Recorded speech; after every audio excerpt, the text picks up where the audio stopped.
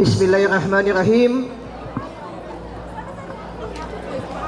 Assalamualaikum warahmatullahi wabarakatuh.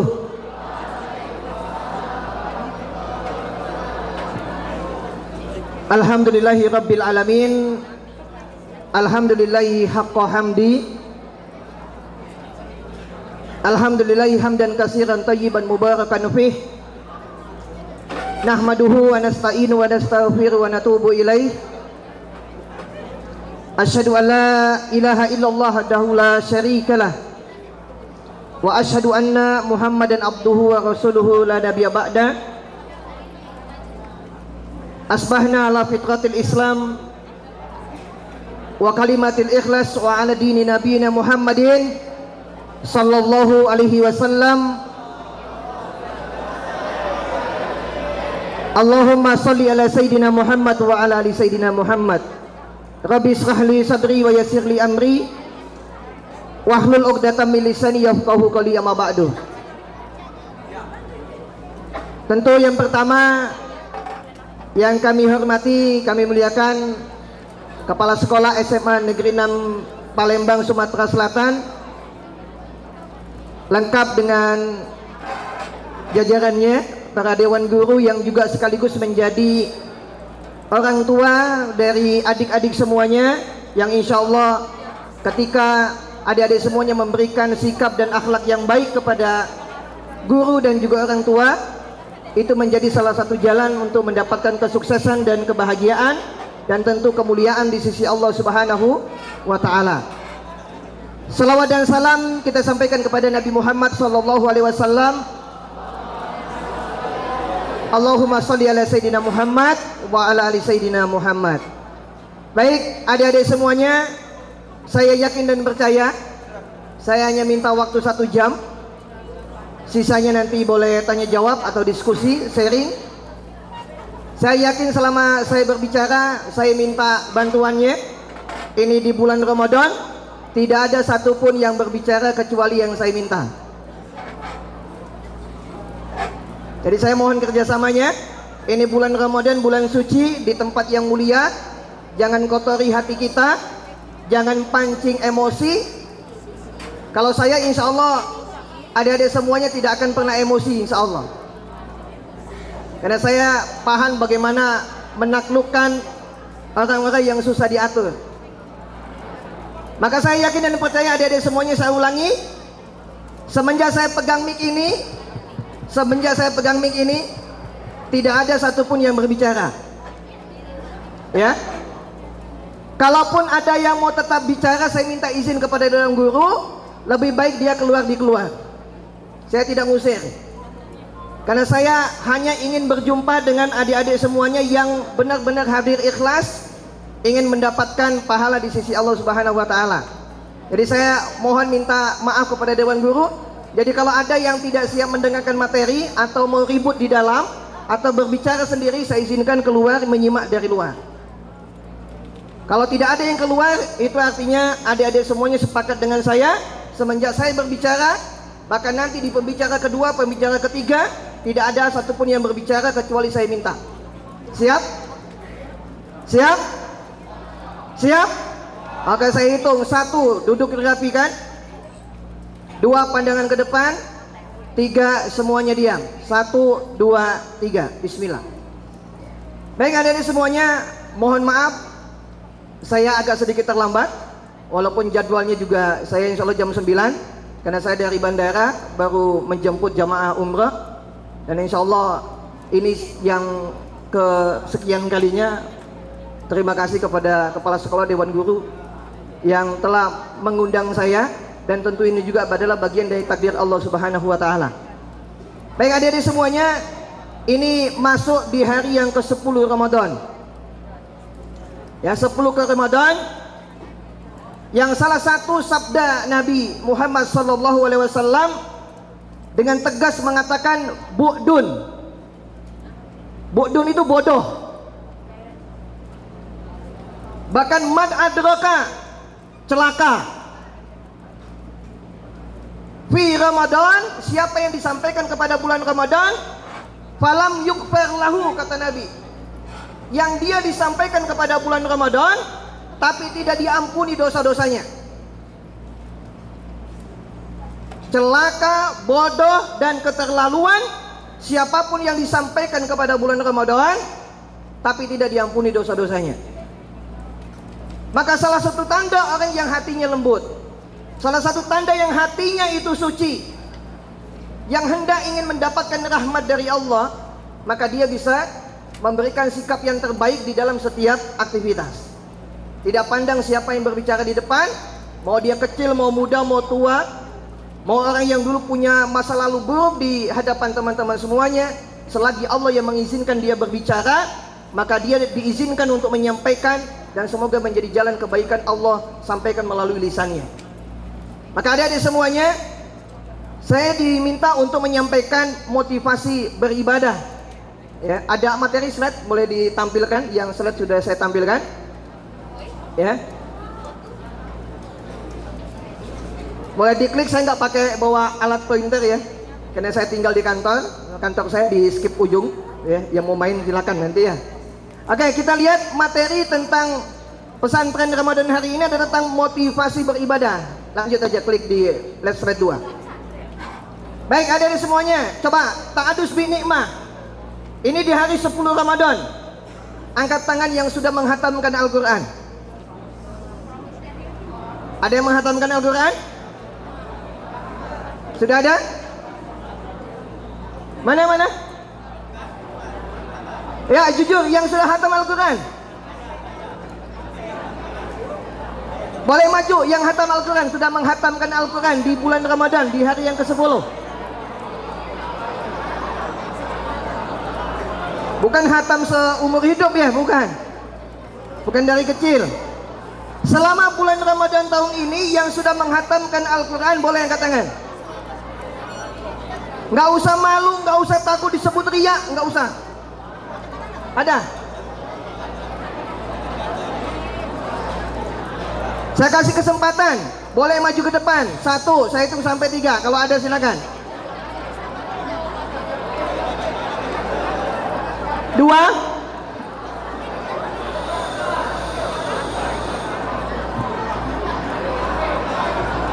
Oke, 2,5. Saya minta maju. Oke, 3. Masya Allah ya. Siapa namanya? Kadafi. Sudah hatam benar? Masya Allah. Di hari keberapa hatamnya?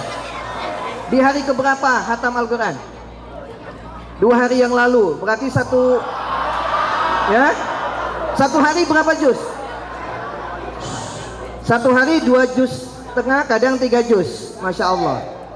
Masya Allah. Takbir. Takbir. Ada lagi? Yang akhwatnya?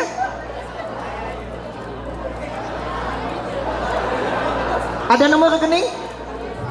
Ada nomor rekening? Gak ada. Saya kasih hadiah 100.000 ya. Bismillah. Nanti minta nomor rekeningnya, saya transfer. Oke, silakan duduk. Oke, nggak apa-apa ya.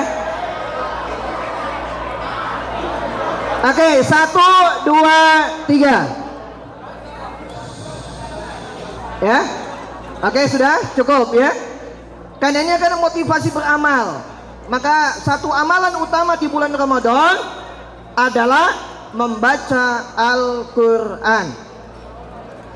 Kalau Kadafi masih kalah sama anak saya yang pertama, kelas 1 SMP. 3 hari yang lalu anak saya sudah hatam Al-Quran. Dan sekarang sudah masuk juz 5. Jadi sudah 1 juz 1 kali hatam. Dan sekarang sudah sampai juz yang ke-5 untuk membaca Al-Quran. Dan termasuk saya kalah dengan anak saya dengan berbagai macam aktivitas biasa. Seorang ayah, seorang laki-laki yang juga sedang berjuang dan bekerja, aktivitas dakwah cepat padat. Saya baru 1 hari yang lalu menghatamkan Al-Quran. Saya sampaikan ini bukan tentang masalah apa, karena tema kita tentang motivasi beribadah. Yang menjadi kekhawatiran itu adalah bukan perkara kita sudah hatam Al-Quran atau bukan. Bukan. Pertanyaan saya adalah, ayat-ayat yang dibaca di dalam Al-Quran itu sudah diamalkan atau belum? Itu yang menjadi tantangan kita semua hari ini. Benar tidak?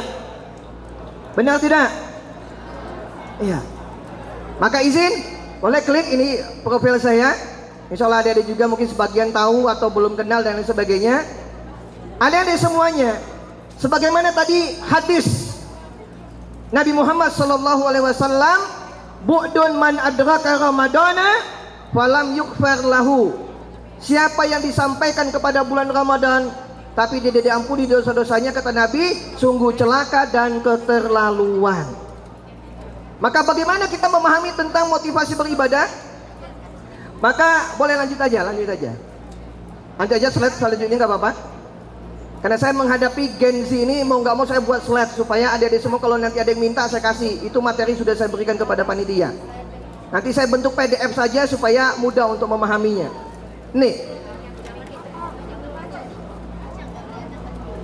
masih ingat kisah ini? Masih ingat? Saya nggak menjelaskan semuanya. Ketika Nabi Muhammad SAW ketika menjelang masuk bulan Ramadan, disebut sebagai apa?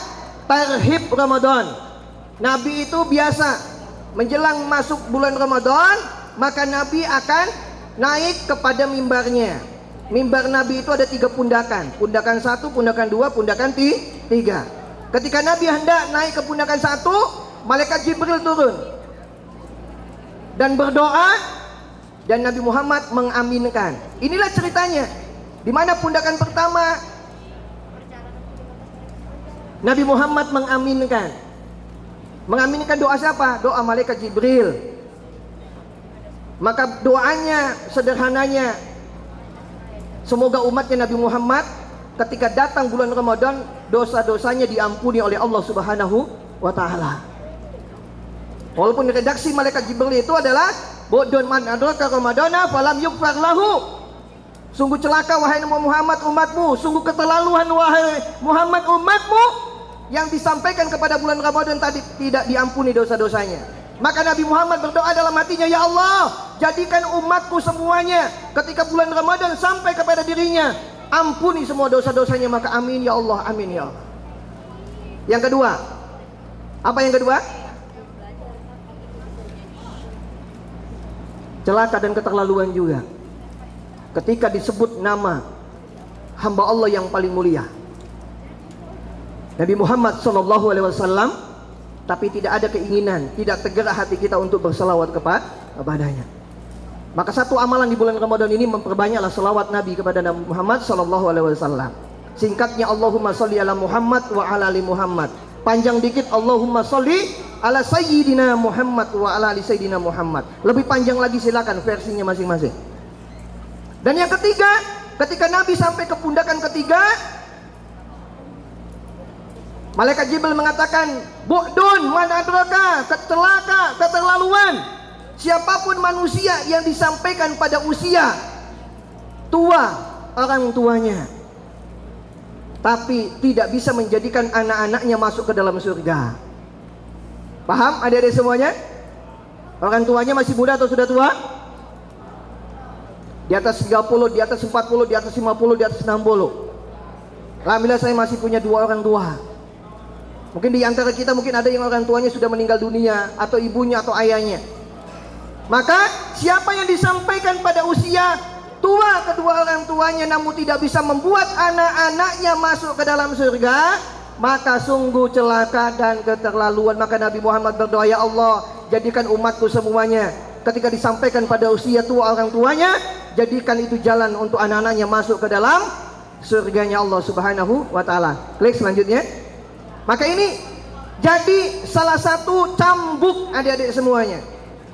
3 hal penting tadi jadi cambuk bagaimana di bulan Ramadan kita termotivasi untuk memperbanyak amal-amal kebaikan. Coba buka Al-Quran. Ada yang bawa gadget ini? Boleh bawa HP? Ada yang bawa Al-Quran? Atau siapa yang hafal? Surah Al-Kahfi ayat 110. Ada yang hafal?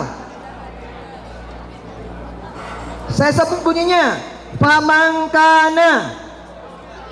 Ya, diikutin. Famangkana yarju liqa'a rabbih falyamal amalan sholihah wala yusrik bi ibadati rabbih ahada. Surah Al-Kahfi ayat berapa? Ayat 110. Nanti dibuka, dibaca, ditadaburi. Artinya apa anak-anak semuanya? Famangkana, barang siapa yarju liqa'a rabbih, yang ingin, yang punya cita-cita, yang punya keinginan, punya hajat, mau ketemu sama Allah. Siapa yang ingin ketemu sama Allah? Siapa yang mau jumpa dengan Allah? Mau semua? Mau pasti. Walaupun hari ini ada yang ketawa, ada yang tersenyum, ada yang bingung, ada yang takut. Jadi kata Allah, siapa yang menginginkan perjumpaan bertemu dengan Allah, maka Allah meminta 2 poin penting. Ya, ini pondasi, adik-adik semua, yang pondasi. Pertama apa? Falyamal amalan sholihah. Hendaklah mereka sibuk melakukan kebaikan, beramal sholih. Banyak amal-amal sholih yang dilakukan. Falyamal amalan sholihah. Ya, ini supaya kita termotivasi untuk beramal sholih, untuk ibadah. Yang kedua apa kata Allah? Wala yusrik bi ibadati rabbih ahada. Yang kedua pesan Allah, jangan sekali-kali mempersekutukan Allah. Maka insya Allah siapa yang sibuk melakukan amal kebaikan, memperbanyak amal-amal ibadah, yang kedua tidak mempersekutukan Allah, maka insya Allah dijamin akan berjumpa dengan Allah di surganya kelak. Bahkan ketika di dunianya seorang hamba mampu menikmati ibadahnya karena seolah-olah bertemu dengan Allah Subhanahu wa ta'ala.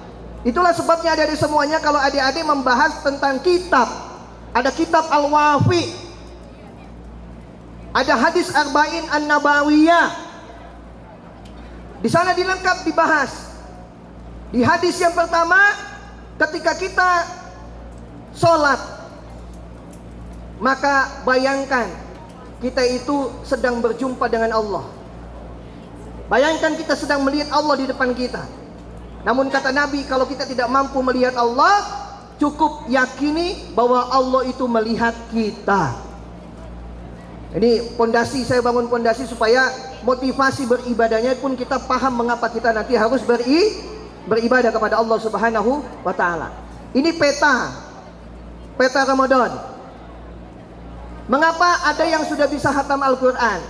Karena dia sudah membuat peta Ramadan. Sukses bulan Ramadan untuk saya bagaimana? Contoh, angkat tangan yang punya target khatam Al-Quran selama bulan Ramadan. Angkat tangan. Angkat tangan yang punya target khatam Al-Quran selama bulan Ramadan minimal 1 kali. Tinggi-tinggi. 1, 2, 3. Ragu-ragu semua karena angkatnya mengapa?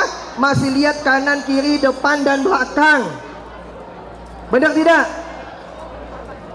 Dah, turunkan. Orang yang sudah membuat peta bulan Ramadan, ketika saya bertanya siapa yang punya target hafal atau khatam Al-Quran selama bulan Ramadan, langsung angkat tangan saya. Itu artinya dia sudah membuat peta. Maka saya sudah punya target. Saya targetnya 3 kali khatam. Saya pribadi target 3 khatam. Sisanya murojaah hafalan. Anak saya cuma 2. Kenapa? Saya programkan di 10 malam terakhir bulan Ramadan, hafalannya menambah 1 juz.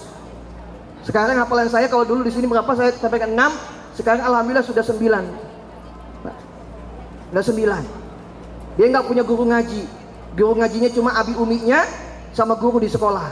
Nggak ikut TPA, nggak ikut rumah Quran. Jadi sekolah anak-anak saya di rumah itu adalah sekolah yang kedua yang utama. Bahkan sekolah pertama untuk anak-anak. Oke, baik adik-adik semuanya. Saya tidak mau menyampaikan tentang keutamaan bulan Ramadan. Keutamaan bulan Ramadan cukuplah tugas guru agama di sekolah, selesai itu. Selesai. Jadi kalau ngundang pembicara nggak usah lagi bahas tentang hikmah bulan Ramadan, karena guru agama sudah tuntas menyampaikan di sekolah. Guru mana? Guru SD, guru SMP, SMA sudah tuntas semuanya. Karena saya diminta motivasi, maka saya menyampaikan motivasi. Oke, dilanjutkan. Ada di semuanya ada satu bahasan penting. Apa bahasan penting itu? Dibaca coba. Kembali ke sebelumnya. Coba baca 1, 2, 3.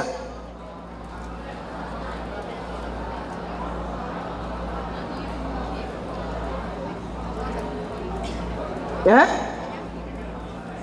saya terpikirkan dari tadi pagi, saya mau menyampaikan materi apa ya tentang motivasi ibadah. Maka penting saya perlu menyampaikan satu hadis. Kita itu masuk surga bukan karena amal-amal ibadah kita, bukan. Tapi karena apa? Rahmatnya Allah Subhanahu wa Ta'ala. Ini penting. Berangkat dari hadis ini juga banyak yang nggak mau sholat, banyak yang nggak mau ibadah. Karena apa? Percuma saya ibadah, toh bukan karena amal katanya. Karena salah memahami tentang hadis. Maka silakan hadisnya yang mana? Coba klik hadisnya ini. Bisa baca? Yuk dibaca bareng-bareng. 1, 2, 3. La yudkhilu ahadukum minkum amalan jannah wala yujiruhu minan nar wala ana. Mengapa wala ananya saya kasih warna yang berbeda? Karena itu Nabi Muhammad SAW yang berkata, sederhananya, wahai umatku, tidak ada amalan seorang pun di dunia ini yang bisa memasukkannya ke dalam surga, bahkan mengharamkan jasadnya ke dalam neraka. Walau ana, kata Nabi, walaupun saya. Ini kata Nabi, saya pun masuk surga bukan karena amal-amal saya, bukan. Saya masuk surga bukan karena saya tidak pernah meninggalkan sholat tahajud, bukan. Bayangin coba, ada semuanya. Nabi yang mulia, tahajud tidak pernah tinggal, hafal Al-Quran, padahal akhlaknya Al-Quran. Tidak pernah mengatakan saya masuk surga itu karena banyaknya amal-amal ibadah saya. Tapi karena apa? Karena rahmat dari Allah Subhanahu wa Ta'ala. Pertanyaan gini, pasti adik-adik bertanya, justru Ustadz, jadi bagaimana? Kami nggak usah ibadah, kami nggak usah sholat. Benar ada yang pikir kayak gitu? Pasti ada. Kalau dibaca tekstual, bahwa tidak ada amal-amal pun yang bisa membawa kita ke surga. Contoh gini, saya logikakan dulu ya, supaya nyambung. Ya, perhatikan. Bayangkan adik-adik semuanya 2 tahun atau 5 tahun tidak pernah ketemu sama orang tua, karena merantau menuntut ilmu di sebuah negeri. Ya, kebayang nggak bagaimana kangennya, rindunya? Kebayang? Suatu hari adik-adik semuanya pulang kampung halaman. Pulang ke kampung halaman karena kangen dengan orang tua, membawa oleh-oleh terbaik untuk orang tuanya. Bawalah baju, mungkin bawa uang yang banyak. Lalu sampai kepada kedua orang tuanya, memberikan kepada kedua orang tuanya. Pertanyaan saya, yang dibawa itu bisa nggak melunasi semua perjuangan bapak ibu kita? Bisa? Nggak bisa. Bahkan setetes air susunya saja tidak bisa melunasi dari apa yang sudah kita berikan kepada orang tua kita. Terlebih lagi Allah Subhanahu wa Ta'ala. Tapi ingat, ketika seorang anak memberikan hadiah terbaik kepada kedua orang tuanya, pertanyaan saya, orang tua kita itu bahagia karena hadiah yang diberikan, atau karena melihat perjuangan anaknya memberikan hadiah kepada orang tuanya? Bukan hadiahnya, tapi apa? Perjuangan anaknya. Karena bentuk cintanya, maka semakin sayang orang tua kita, semakin cinta orang tua kita. Itu maksudnya ada di semuanya. Maka justru, lanjutkan dia slide selanjutnya.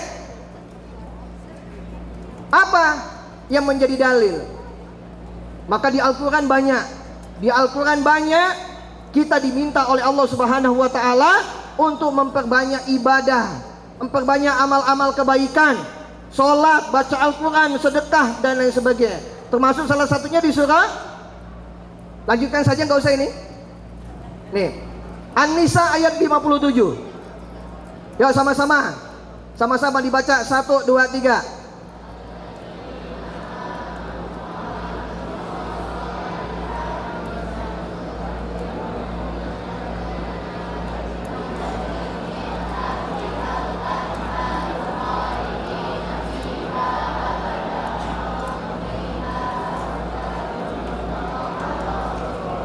Oke, sama-sama.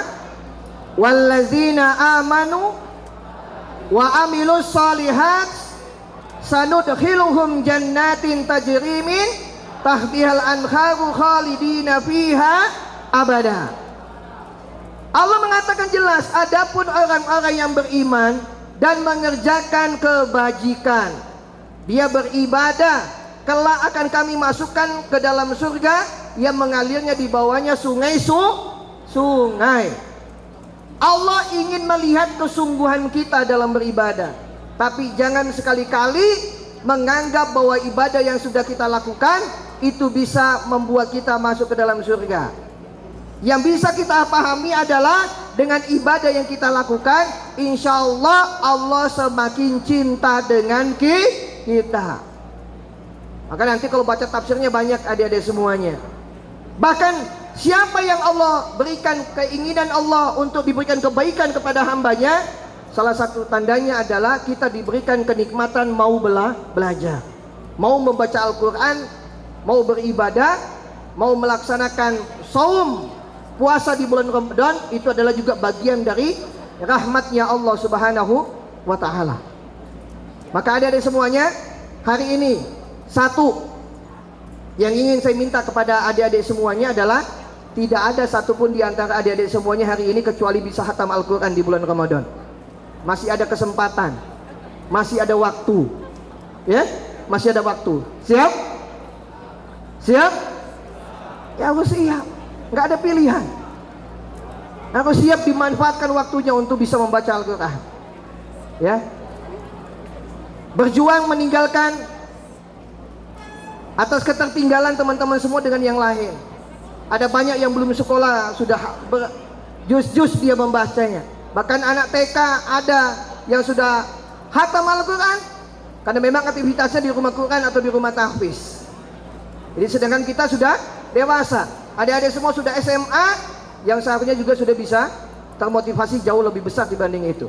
Oke, selanjutnya adik-adik semuanya, coba hari ini, tadi pagi ini sudah sholat duha semua belum? Duha sudah semua? Kalau hari Minggu sholat duha enggak? Sholat duha juga? Satu fenomena adik-adik semuanya, satu fenomena. Contoh, kita datang ke pondok pesantren, ya, datang ke pondok pesantren, kira-kira santrinya pada sholat tahajud enggak? Sholat enggak? Sholat? Sholat enggak? Heran enggak? Enggak heran saya. Wajar saja karena di pondok pesantren.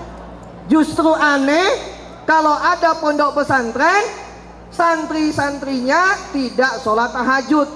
Lebih baik bubarin tuh pondok pesantrennya. Benar gak? Iya. Yang jadi tantangan itu adalah ketika keluar dari pondok pesantren, sholat tahajudnya masih jalan apa enggak, itu yang paling penting untuk dibahas. Adik-adik hari ini saya tanya, sholat duha enggak? Sholat duha semuanya. Pertanyaan saya, ketika hari libur di rumah sholat duha enggak? Itu yang menjadi tantangannya. Karena mengapa? Pondok pesantren, pesantren Ramadan, sekolah ini membiasakan adik-adik semuanya untuk melakukan berbagai macam aktivitas kebaikan, aktivitas ibadah termasuk di dalamnya. Maka tidak heran ketika di sekolah sebelum kajian suruh ambil wudhu semuanya, sholat 2 rakaat, tahiyatul masjid, sholat duha 2 rakaat, sanggup 4 rakaat, lebih semangat lagi boleh 6 rakaat bahkan sampai 12 rakaat. Yang mau mendapatkan rumah spesial dibangunkan oleh Allah, di surganya Allah Subhanahu wa taala. Baik hadirin semuanya, juga surah Al-Ankabut ayat 58. Semuanya perintahnya adalah untuk kita memperbanyak amal-amal ibadah. Ya, memperbanyak amal ibadah kepada Allah Subhanahu wa taala. Oke, boleh angkat tangan kanannya? Semuanya 1 2 3, boleh angkat tangan kanan? Angkat tangan kanannya, dilambaikan boleh kayak gini? Udah, turunkan saja. Coba ada semuanya letakkan tangan kanan di dadanya. Saya ingin refreshing sedikit. 1 2 3, tidak ada yang berbicara. Oke, saya ingin relaksasi sebentar dengan adik-adik semuanya. Ingin relaksasi sedikit, ingin lebih rileks, agar apa yang saya sampaikan bisa lebih dipahami oleh adik-adik semuanya. Tarik napasnya pelan-pelan, hembuskan perlahan. Tidak ada yang berbicara. Tarik napasnya pelan-pelan lagi, hembuskan perlahan. Letakkan tangan kanan di dadanya tetap. Tundukkan pandangannya. Tidak apa-apa. Saya memahami kondisi adik-adik semuanya. Capek, lelah,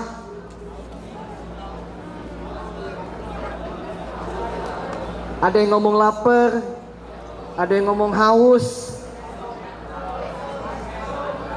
Oke, 1 2 3, nggak ada lagi berbicara. Saya minta semuanya diam. Fokus kepada diri sendiri, tidak usah lihat teman kanan kiri, tidak usah. Saya akan lanjutkan ketika semuanya sudah diam. Fokus, tundukkan pandangannya.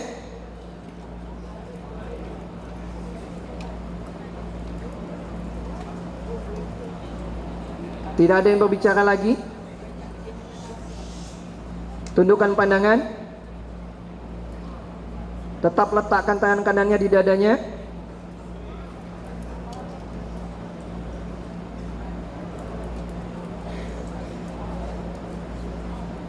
Bagus.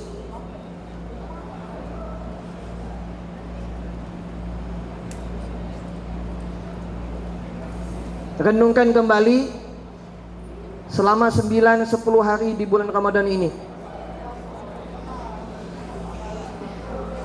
Pikirkan, evaluasi masing-masing, bagaimana ibadahnya, bagaimana kualitas ibadahnya. Adik-adik yang menikmati fokus, jangan terganggu dengan teman-temannya yang lain.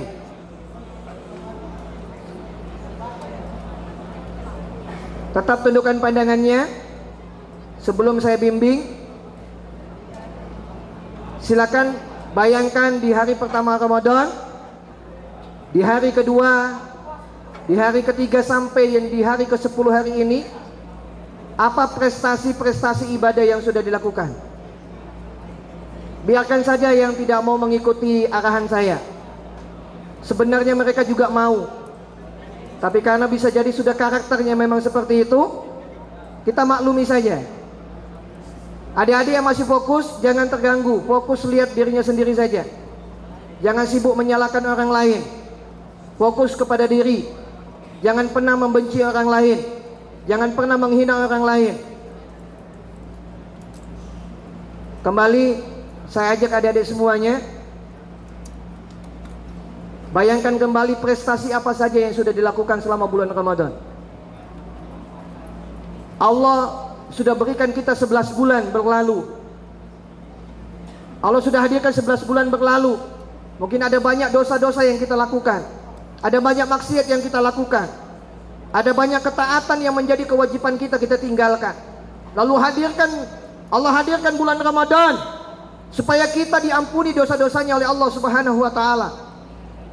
Dengan berbagai macam keutamaan bulan Ramadan, Allah pilih kita semuanya sebagai bentuk tanda cintanya Allah kepada kita. Lantas pertanyaannya, mau menunggu bulan Ramadan yang kapan sehingga kita bisa lebih fokus lagi untuk beribadah kepada Allah? Tetap tundukkan pandangan, letakkan tangannya di dadanya. Ada banyak sahabat kita, ada banyak saudara kita yang menangis darah ketika Allah takdirkan orang tuanya meninggal dunia. baru ada seorang hamba yang mau fokus beribadah kepadanya, mau beristighfar, memohon ampun kepadanya. Maka adik-adik semuanya, tidak ada yang tahu di antara kita sampai kapan kita hidup di dunia ini. Maka manfaatkan hari-hari yang Allah berikan kepada kita ini sebagai kerangka untuk kita sibuk fokus beribadah kepada Allah. Tetap meluangkan waktu untuk membaca Al-Quran dari setiap waktunya yang Allah berikan kepada kita.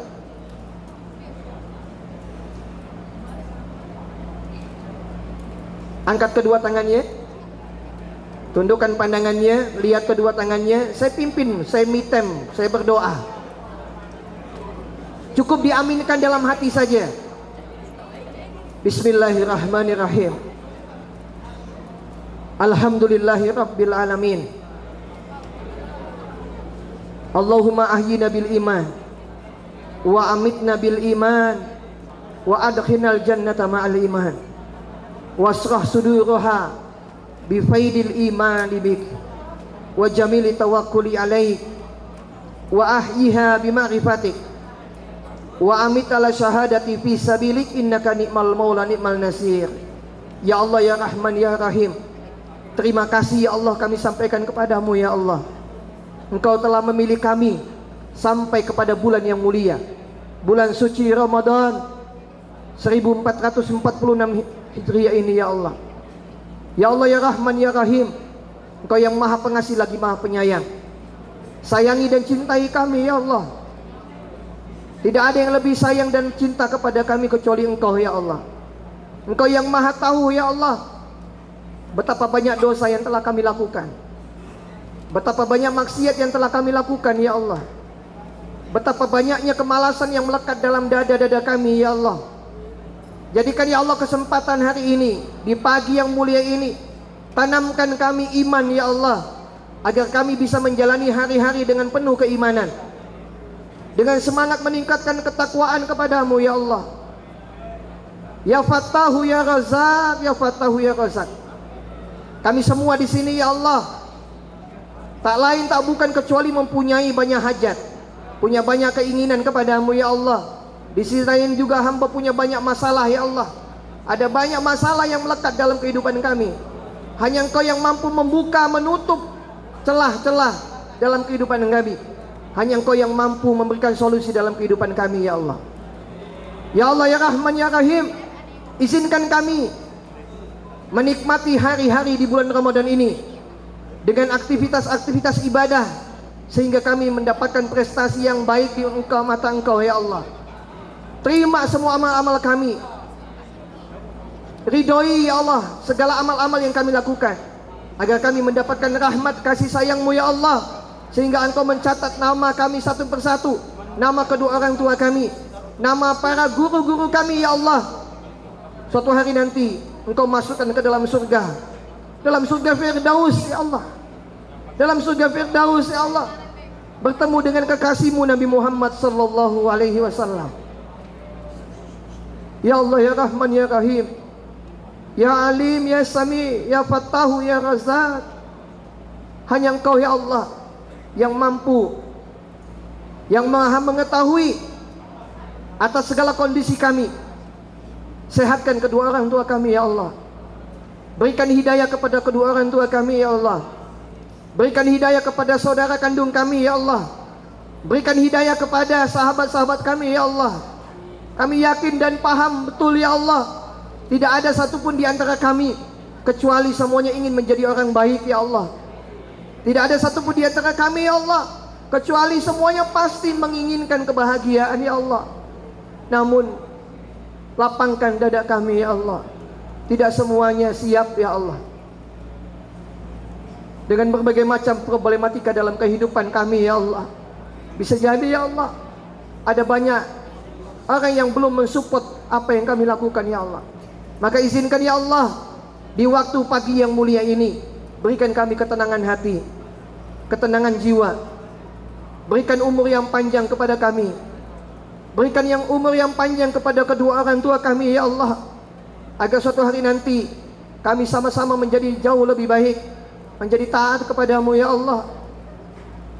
Ya Fattahu ya Razak ya Allah, Engkau maha yang membuka, Engkau yang maha menutup ya Allah, Engkau yang memberikan rezeki, Engkau yang memudahkan agar setiap hamba-hambamu bisa beribadah kepadamu ya Allah.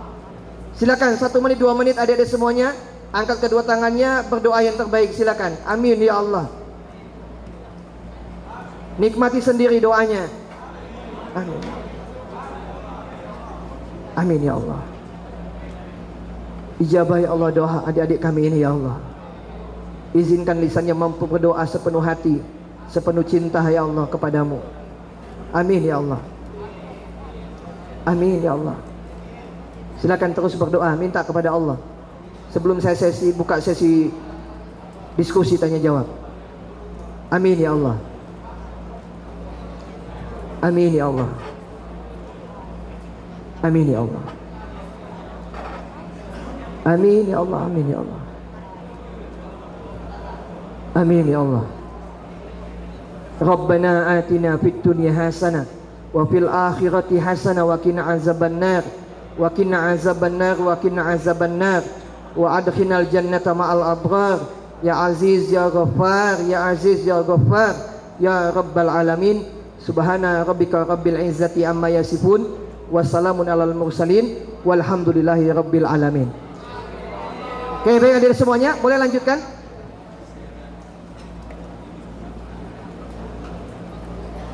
Ini saya sampaikan kisah. Ya, sebelum saya buka nanti sesi kita diskusi.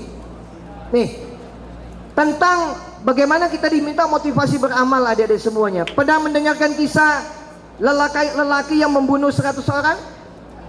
Tapi dia termasuk ahli surga? Sholat enggak? Baca Al-Quran enggak? Dan dia dengan sengaja membunuh 100 orang di zamannya. Tapi dicatat oleh Allah, bahkan inspirasinya nanti terdapat di dalam Al-Quran, di surah An-Nisa yang ayat ke-100, bisa dibaca di situ. Pernah mendengarkan kisah ini? Pernah? Ini yang membuktikan bahwa amal-amal yang kita lakukan tidak bisa dijadikan sebagai gantungan utama kalau kita mau masuk surganya Allah, melainkan tadi apa? Rahmatnya Allah Subhanahu wa ta'ala. Kisah ini ada di semuanya jauh sebelum Nabi Muhammad SAW diutus menjadi Nabi dan Rasul. Jadi di zaman Nabi Isa alaihissalam, ada seorang hamba yang sudah membunuh 99 manusia. Dan ketika sudah membunuh 99 orang itu, orang ini mau tobat, menyesal atas apa yang sudah dilakukan.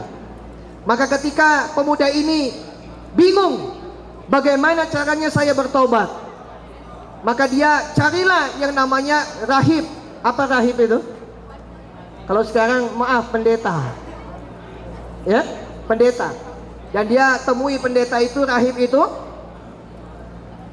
Dan dia ngomong kayak gini, wahai rahib, saya sudah membunuh 99 orang dan saya menyesal dan saya mau bertobat.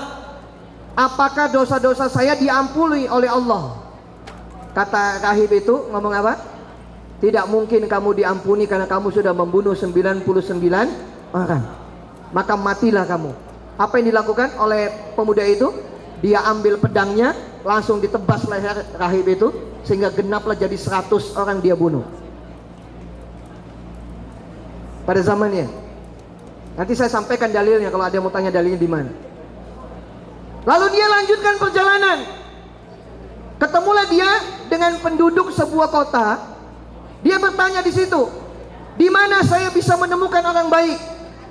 Di mana saya bisa menemukan orang yang ahli ibadah? Ahli ibadah.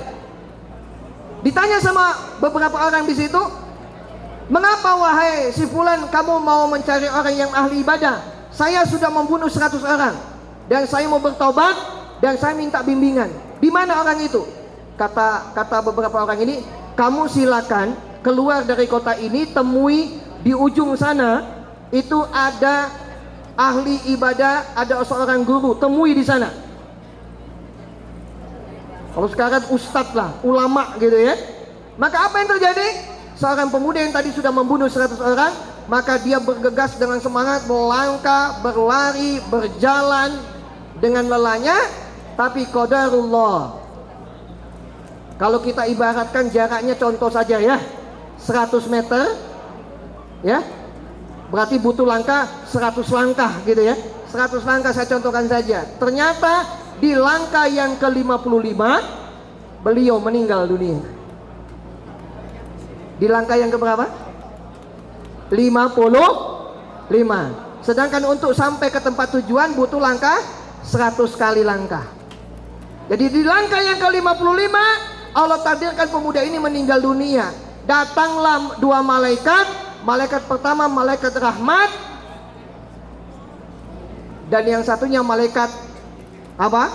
Yang siap mencambuknya di neraka jahanam. Berdebatlah. Ini sahih hadisnya. Berdebat dua malaikat ini. Malaikat rahmat mengatakan, ini hamba ahli surga, tempatnya di surga. Karena dia melihat apa tadi? Motivasinya mau bertaubat, mau mencari guru supaya dibimbing untuk beribadah kepada Allah. Kata malaikat maut tadi yang satunya yang pencabut nyawa, yang siap mesiksa di neraka, hei, nggak layak dia masuk surga. Amal-amalnya mana? Nggak ada. Amal-amalnya nggak ada. Sedangkan di belakang sudah 100 orang dia bunuh. Maka Allah utus satu malaikat yang menjadi hakim, menjadi penengah, menjadi penengah. Bagaimana jadinya? Kata malaikat penengah yang jadi hakim, silakan kalian hitung lebih dekat mana, lebih dekat ke tempat dia tadi bermaksiat membunuh orang dari dia mulai melangkah, atau lebih dekat ke tempat dia tuju. Maka ketika sudah dihitung, ternyata lebih dekat ke tempat dia yang dia tuju. 55 langkah, artinya cuma beda sejengkal lah kurang lebih. Maka diputuskan, karena lebih dekat ke tempat dia tuju, diputuskan oleh hakim ini yang juga malaikat utusan Allah. Maka diputuskan hamba ini adalah penghuni surga. Masya Allah. Maka dalil pertama coba tunjukkan. Dalil pertama di mana? Ini yang sering dibaca oleh anak-anak rohis, pondok pesantren. Apa bunyinya? Man salaka tariqan yaltamisu fihi ilman sahalallahu tariqan ilal jannah. Siapa yang keluar dari rumahnya dalam rangka untuk menuntut ilmu, termasuk dalam rangka untuk beribadah kepada Allah, maka Allah mudahkan jalannya menuju surga. Sama seperti pemuda tadi ya? Ingin menuju ke tempat ilmu, ingin jauh lebih baik, ingin bertaubat, di dalam perjalanan meninggal dunia, maka Allah tetapkan pahalanya. Dan ini termasuk di dalam surah apa? Surah An-Nisa. Klik lanjutnya. Oke. An-Nisa di ayat 100. Apa? Wa may yuhajir fi sabilillahi yajid fil ardi muragaman katsira wa sa'a wa may yahruj min baitihi muhajiran ilallahi wa rasuli. Siapa yang berhijrah di jalan Allah, niscaya akan mendapatkan di bumi ini tempat yang sangat luas untuk hijrah. Dan siapa yang keluar dari rumahnya untuk hijrah karena Allah dan Rasulnya, kemudian meninggal dunia sampai ke tempat tujuan, sungguh pahala telah ditetapkan di sisi Allah. Dan ayat ini diturunkan kepada Nabi Muhammad SAW, diangkat dari kisah pemuda tadi yang hidup di zaman Nabi Isa alaihissalam. Masya Allah. Jadi apa? Itulah yang tadi saya sampaikan di awal. Walaupun si pemuda tadi belum ada amal-amal ibadahnya, namun hanya kesungguhannya mau beribadah kepada Allah, Allah turunkan rahmat kasih sayang sehingga membuat dia masuk ke dalam surga. Kalau hitungannya, sholatnya, baca Al-Qur'annya, maka pemuda tadi otomatis sudah masuk ke dalam neraka karena nggak punya prestasi di dalam kehidupannya. Maka ini adik-adik semuanya, selanjutnya saya sampaikan adalah kesimpulan dulu. Langsung klik saja sampai 5 indikator. Setelah ini kita buka session tanya jawab ya. Balik-balik. Ini ya.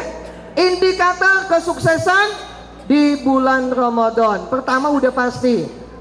Apa bunyi ayatnya? Ya ayyuhallazina amanu kutiba alaikumussyam kama kutiba alal ladzina min qablikum la'allakum tattaqun. Maka indikator yang pertama sudah pasti semakin meningkat takwanya kepada Allah Subhanahu wa taala. Itu disebut sebagai generasi tattaqun. Yang kedua, zuhud terhadap dunia. Apa makna zuhud? Apa makna zuhud? Ada yang tahu makna zuhud apa? Apa? Meninggalkan? Meninggalkan duniawi. Ada yang lain? Makna zuhud apa? Jangan sampai salah memahami makna zuhud. Makna zuhud secara umum kan gini ya, nggak boleh pakai pakaian bagus, pakaian yang sederhana saja, yang biasa-biasa saja, nggak usah punya mobil bagus, rumahnya yang biasa-biasa aja. Apakah itu zuhud? Tidak. Zuhud yang benar itu, ini ada di semuanya, boleh catat ya. Zuhud yang sesungguhnya itu adalah menjadikan semua fasilitas hidup sebagai kerangka untuk taat dan ibadah kepada Allah. Itulah zuhud. Boleh enggak punya mobil yang bagus? Boleh. Untuk antar jemput ustadz pembicara, untuk antar jemput, untuk memberikan santunan kepada fakir miskin, menjemput pembicara kalau ada undangan dari luar kota, bersaksi itu mobilnya, dijadikan sebagai sarana dakwah di jalan Allah. Itu zuhud. Apa tadi zuhud? Menjadikan semua fasilitas kehidupan untuk taat dan ibadah kepada Allah. Itulah zuhud yang perlu dipahami. Yang ketiga, akhlaknya semakin baik. Sebagaimana Nabi diutus dalam rangka untuk menyempurnakan akhlak para umat-umatnya. Maka jujur adik-adik semua, saya boleh jujur? Akhlak itu salah satu sederhana. Kalau ada orang bicara, semuanya diam. Maka adik-adik sudah menyimpulkan mana yang akhlaknya bagus, mana yang akhlaknya jelek. Nggak usah saling tunjuk. Dan kita semuanya sudah melihat. Ya, jadi mohon maaf. Karena ini adalah tausiah, pahit nggak pahit aku disampaikan. Akhlak seorang mukmin itu salah satu contohnya tadi. Maka hormati siapapun yang berbicara. Ya, saya termasuk kalau dengan saya nggak masalah. Tapi saya minta nanti dengan pembicara kedua. Besok kalau nggak salah ada guru saya, Ustadz Legawan Isa ya besok. Atau siang ini. Ustadz Legawan Isa kalau tidak salah hari ini atau besok. Ya, tolong kalau dengan para guru saya, tolong benar-benar dihormati. Saya belajar ilmu psikologi, saya ngambil S1 lagi, ngambil psikologi. Alhamdulillah udah selesai. Saya bisa melihat mana cara duduk teman-teman saja itu menggambarkan tentang kondisi psikologinya. Bahkan kalau orang psikologi yang menjadi seorang pembicara, masa depan adik-adik semuanya bisa dilihat bagaimana cara duduk Anda hari ini.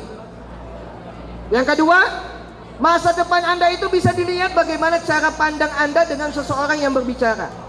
Dan itulah gambarannya. Dan yang ketiga, gambaran bagaimana anak-anak di rumah bisa dilihat hari ini. Saya mohon maaf, sejak tahun 2008 sudah keliling dari Aceh sampai Papua. Sejak mahasiswa, ketemu anak SD, anak SMP, SMA, mahasiswa, bahkan sampai BNN, Badan Narkotika Nasional Sumatera Selatan. Anak-anak banyak di sana, anak SMA banyak, mahasiswa banyak yang pakai narkoba. Tidak jauh, tidak lebih, tidak kurang. Kurang lebih gambarannya sama. Yang di sekolahnya kadang-kadang dianggap susah diatur, anak nakal dan lain sebagainya. Yang semuanya sebenarnya anak-anak baik semuanya. Hanya saja apa? Ada beberapa hal yang memang tidak didapatkan di rumah. Cinta kasih orang tua, pendidikan orang tua, tidak ditanamkan nilai-nilai akhlak dari rumah, nilai ibadah tidak tumbuh, maka jadinya kurang lebih seperti itu. Maka hari ini mengapa kita diminta untuk beribadah kepada Allah? Satu ayat yang memang selalu kita baca di dalam sholat, inna sholati wa nusuki wa mahyaya wa mamati lillahi rabbil alamin. Kita bersaksi terus setiap saat, ya Allah, sesungguhnya sholatku, ibadahku, hidup dan matiku hanya untuk Engkau ya Allah. Wa ma khalaqtul jinna wal insa illa liya'budun. Tidak aku ciptakan jin dan manusia kecuali hanya untuk beribadah kepada Allah Subhanahu wa taala. Yang keempat, indikator Ramadan sukses itu adalah sholat fardu terjaga, tidak ditinggalkan, bahkan sholat sunnah dihidupkan. Jadi kalau hari ini insya Allah tidak ada, ya, sholat 5 waktunya yang laki-laki nggak pernah tinggal. Kalau telat-telat mungkin seringlah ya, nggak masalah, selagi tidak ditinggalkan. Pesan saya ada di semuanya, saya membuat wasiat kematian. Saya di rumah sudah membuat wasiat kematian untuk istri saya, untuk anak-anak saya, termasuk istri saya. Salah satu wasiat yang saya tuliskan di buku, wahai istriku, wahai anak-anakku, jika suatu hari nanti aku sudah meninggal dunia, saya minta jangan pernah tinggalkan sholat 5 waktu, kecuali untuk istri, untuk anak-anak dalam kondisi haid atau dalam kondisi nifas. Saya sudah tuliskan, ya, karena saya tidak tahu kapan meninggal dunia. Maka saya ingin meninggalkan kesan yang terbaik, pesan yang terbaik untuk keluarga yang saya cintai. Yang terakhir, salah satu indikator kesuksesan di bulan Ramadan itu adalah istiqomah terhadap amalan-amalan yang dilakukan di bulan Ramadan. Kalau di bulan Ramadan rajin sholat duha, setelah bulan Ramadan dilanjutkan walaupun 2 rakaat, walaupun pelaksananya jam 10, di jam istirahat. Karena sholat duha itu waktunya panjang, mulai dari terbit matahari di awal fajar jam 6 kurang lebih, atau mulai dari jam 7 sampai menjelang zuhur, itu adalah waktu sholat duha. Dan waktu sholat duha terbaik adalah kisaran jam 9 sampai jam 10. Itu waktu duha terbaik. Silakan pilih, mau 2 rakaat silakan, 4 rakaat silakan, bahkan sampai mau 12 juga silakan, ya. Tapi setidaknya jangan ditinggalkan. Apalagi yang senantiasa dilakukan di bulan Ramadan? Sholat malam. Ya, sholat malam ada 2 yang disebut dalam sabda Nabi, man qoma, hafal bunyinya, man qoma ramadana imanan wahtisaban ghufira lahu ma taqaddama min zambi. Man qoma itu qiyam, koma, qiyamul lail, artinya apa? Sholat malam. Kalau disebut qiyamul lail, sholat malam itu, qiyamul lail itu waktunya adalah sholatnya setelah sholat isya sebelum tidur, disebut qiyamul lail. Ya, paham? Kalau setelah sholat isya tidur dulu, baru sholat qiyamul lail, qiyam namanya, bukan qiyamul lail disebutnya, tapi sholat tahajud. Itu yang dilakukan biasanya di sepertiga malam. Jadi ada pembeda, qiyamul lail dengan tahajud beda waktu pelaksanaan. Kalau qiyamul lail dilakukan setelah sholat isya tanpa tidur dulu, ya, dilakukan, itu yang hari ini disebut sebagai sholat tarawih. Sholat tarawih adik-adik berapa rakaat? Berapa? 8 sama witir 3, ya. Siapa yang pernah umrah? Doakan saya ya. Tanggal 20 insya Allah berangkat lagi umrah, bimbing lagi. Kalau di Mekah Madinah berapa rakaat coba? 23 rakaat. Sholatnya kapan? Kurang lebih dari jam 8, jam 9 sampai jam 12 malam. Kalau di 10 malam terakhir di Mekah dan Madinah, jam 1 malam sholat tahajud sampai menjelang subuh. Jadi 30 menit sebelum subuh baru makan sahur. Itu kalau di Mekah Madinah. Jadi jam 1 malam bangun semuanya, masuk ke masjid, sholat tahajud dari jam 1 sampai 30 menit sebelum azan subuh. Ya, Jadi sahurnya itu 30 menit sebelum subuh. Lebih daripada itu bukan sahur namanya, makan malam. Ya, ada yang sahur jam 3, makan malam itu namanya. Apalagi yang sahurnya jam 2 malam, bukan sahur. Yang disebut sahur itu di Al-Quran sudah disebutkan, itu menjelang kurang lebih kalau dihitung waktu 30 menit sebelum dikumandangkan azan subuh, itulah waktu sahur. Makannya disebut makan sahur. Ya, itu. Jadi kalau melaksanakan makan sahurnya kurang lebih 30 menit sebelum subuh, dapat pahala sunnah. Jadi kalau makannya sahurnya katanya jam 2 malam nggak dapat pahala itu. Karena itu kategorinya cuma makan maka jangan heran jam 7 jam 8 sudah lapar. Karena makannya kecepatan. Itu saja adik-adik semuanya, semoga bermanfaat. Dan saya kembalikan kepada MC, kalau ada yang mau didiskusikan, dikonsultasikan atau ditanyakan, dipersilakan, kembalikan kepada MC. Billahi taufiq wal hidayah. Wassalamualaikum warahmatullahi wabarakatuh.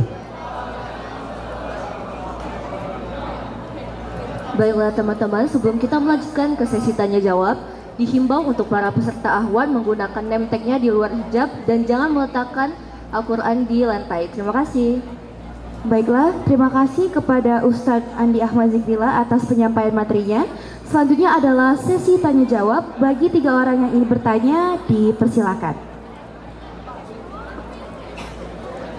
Apakah ada teman-teman yang ingin bertanya?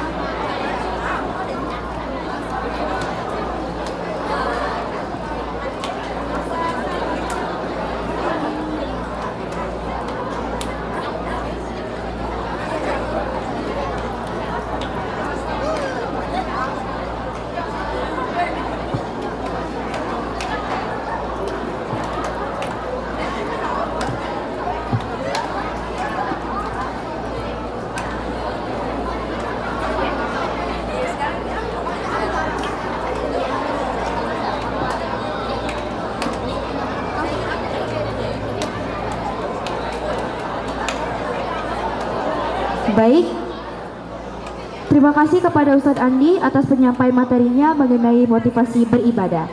Semoga dengan penyampaian materi tadi dapat menambah wawasan dan bermanfaat bagi kita semua. Amin amin ya robbal alamin.